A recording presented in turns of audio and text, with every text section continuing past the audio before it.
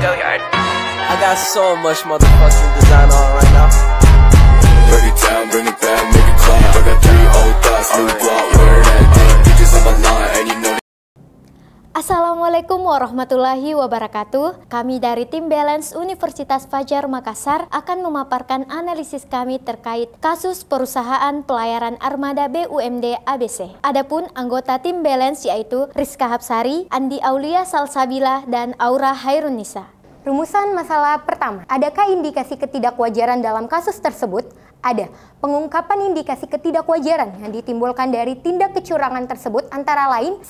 Adanya penunggakan biaya docking yang seharusnya sudah dibayarkan oleh subsidi angkutan pelayaran perintis oleh Satuan Kerja Perhubungan, namun tidak dibayarkan sehingga terjadi penunggakan biaya docking sebesar Rp1.285.613.300. 2. Ditemukannya kecurangan dalam bentuk pemungutan liar yang dimana pelakunya adalah adik kandung direktur utama yang bekerja sebagai pengawas kapal-kapal feri dari perusahaan tersebut. 3. Penemuan pendapatan fee pembayaran. Pendapatan fee tersebut tidak termasuk ke dalam kas. Dengan begitu, auditor telah menjalankan tugasnya sebagai mengumpulkan bukti-bukti untuk membuktikan apakah kecurangan tersebut benar atau tidak. Kedua, uraikan di mana saja kecurangan bisa terjadi dalam kasus tersebut. Uraian kecurangan yang terjadi pada kasus ini 1. Penyalahgunaan dalam mengelola keuangan yang mengakibatkan terjadinya penunggakan biaya docking. Contoh pada kasus ini adalah penunggakan biaya docking kepada dok perkapalan W sebesar Rp1.285.613.300 per 10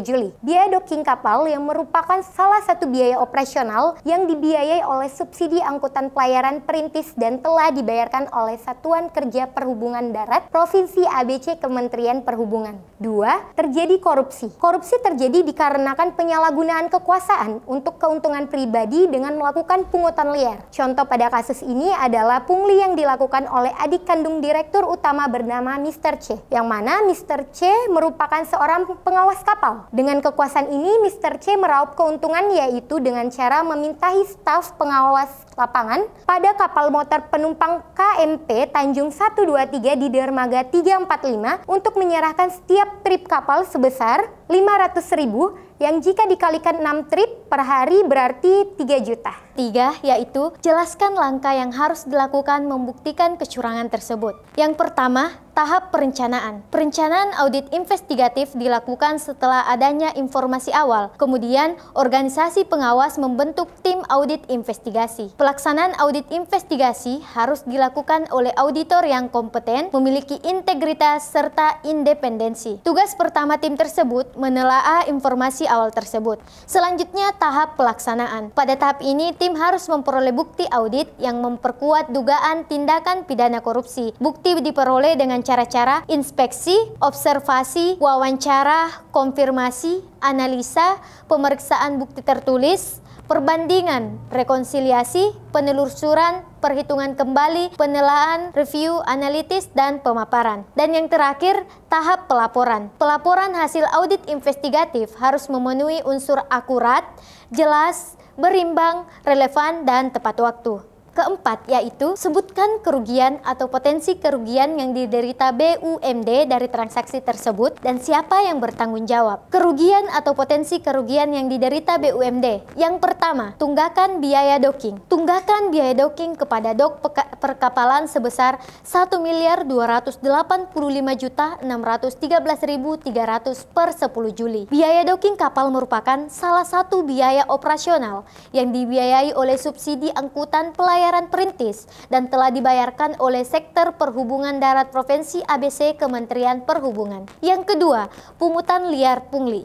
Pungli yang dilakukan oleh adik kandung direktur utama yang merupakan pengawas kapal-kapal feri dari perusahaan tersebut. Di setiap harinya meminta staf pengawas lapangan pada kapal motor penumpang atau KMP Tanjung di dermaga untuk menyerahkan setiap trip kapal sebesar Rp500.000. Jika dikalikan 6 trip per hari sebesar Rp3 juta. Dan kebocoran pendapatan fee. Temuan ini didapat dari pembayaran KMPA dan KMPB dengan mendapatkan fee sebesar 10% dari nilai kontrak. Namun, uangnya tidak masuk ke kas perusahaan, yang seharusnya menjadi pendapatan kas perusahaan tersebut. Siapa yang bertanggung jawab? Pihak yang bertanggung jawab adalah Mr. B, karena beliau adalah seorang direksi dari perusahaan tersebut. Direksi adalah organ perusahaan yang berwenang dan bertanggung jawab penuh atas pengurusan perseroan untuk kepentingan perseroan sesuai dengan maksud dan tujuan perseroan serta mewakili perseroan baik di dalam maupun di luar pengadilan sesuai ketentuan anggaran dasar. Kelima, bagaimana tanggung jawab jika Anda sebagai seorang auditor dalam mengungkapkan kasus ini? Tanggung jawab kami jika kami sebagai auditor dalam mengungkapkan kasus ini berdasarkan standar audit 240 yang mengatur tentang tanggung jawab auditor tentang kecurangan dalam suatu audit atas laporan keuangan. Kecurangan terjadi karena adanya tindakan yang mendasarinya, baik disengaja maupun tidak disengaja. Tanggung jawab utama untuk pencegahan dan mendeteksi indikasi kecurangan ada pada dua pihak, yaitu yang bertanggung jawab atas pengelolaan entitas dan manajemen. Adapun tujuan auditor di sini adalah yang pertama, mengidentifikasi dan menilai resiko kesalahan penyajian material dalam laporan keuangan yang disebabkan oleh kecurangan. Yang kedua, mendapatkan bukti audit yang cukup dan tepat yang berhubungan dengan resiko kesalahan penyajian material yang telah dinilai serta disebabkan oleh kecurangan melalui desain dan implementasi respons yang tepat, serta memberikan respons terhadap dugaan kecurangan atau kecurangan yang diidentifikasi selama audit. Keenam, jelaskan teori yang mendukung kerangka berpikir yang terkait dengan kasus ini. Di dalam teori fraud hexagon terdapat 6 poin di dalamnya, yaitu yang pertama adalah pressure. Hal ini dapat berasal dari tekanan kebutuhan keuangan, target keuangan yang menurun, atau bahkan perekonomian keluarga yang mendesak dan sebagainya sehingga mendorong pelaku untuk melakukan tindak pencurian. Yang kedua ialah capability. Hal ini menunjukkan besar daya dan kapasitas suatu pihak untuk melakukan kecurangan. Salah satu contohnya adalah saat terjadinya perubahan direksi yang merupakan terciptanya wujud conflict of interest. Selanjutnya adalah opportunity. Bila terdapat kelemahan dalam pengendalian internal perusahaan, pengawasan yang melemah akan mendorong adanya tindakan kecurangan. Yang keempat adalah rationalization. Di poin ini, pelaku akan melakukan pembenaran atau merasa bahwa tindakannya benar saat melakukan kecurangan. Perilaku ini timbul ketika seseorang merasa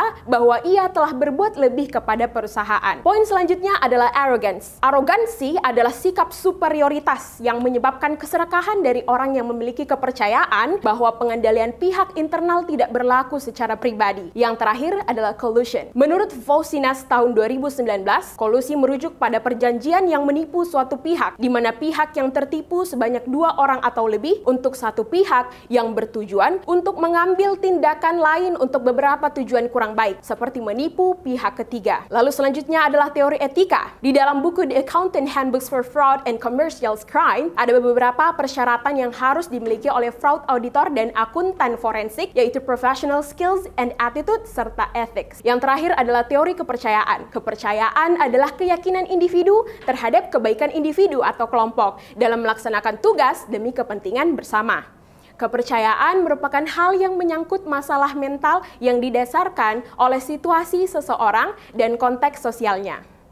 Kesimpulan, terdapat beberapa poin penting yang telah dibahas seperti pengungkapan indikasi ketidakwajaran yang ditimbulkan dari tindak kecurangan tersebut antara lain adanya penunggakan biaya docking, pemungutan liar, pendapatan fee pembayaran yang tidak termasuk ke dalam kas. Langkah-langkah yang harus dilakukan untuk membuktikan kecurangan ini adalah dengan melakukan tahap perencanaan, pelaksanaan, hingga pelaporan oleh tim audit. Adapun kerugian atau potensi kerugian diderita BUMD dari transaksi tersebut ialah tunggakan biaya docking kepada dok perkapalan sebesar Rp1.285.613.300 per 10 Juli. Biaya pemungutan liar sebesar Rp3 juta dan biaya kebocoran pendapatan. Dan terakhir, pihak yang bertanggung jawab dalam kasus ini adalah direksi dari perusahaan tersebut karena ialah yang memiliki wewenang atas pengurusan perseroan, baik di dalam maupun di luar pengadilan, sesuai ketentuan anggaran dasar.